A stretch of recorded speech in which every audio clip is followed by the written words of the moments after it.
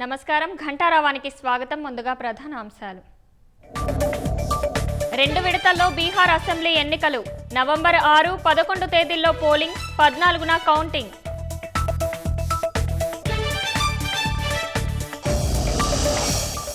విదేశీ విద్యకు కూటమి ప్రభుత్వం చేయూత.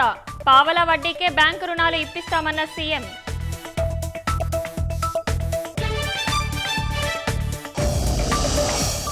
వైసీపీ హయాంలో నిర్వాసితులకు ఒక్క ఇల్లు ఇవ్వలేదు. 2026 మే నాటికి తొలి దశ గృహాలు నిర్మిస్తామన్న నిమ్మల.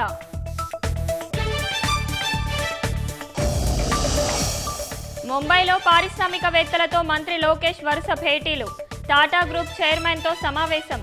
పెట్టుబడులకు వినతి. తిరుపతి ఎస్వి వ్యవసాయ వర్సిటీకి బాంబు బెదిరింపు. హెలిప్యాడ్ వద్ద ఆర్డీఎక్స్ పెట్టినట్లు ఈమెయిల్. పోలీసుల తనిఖీలు.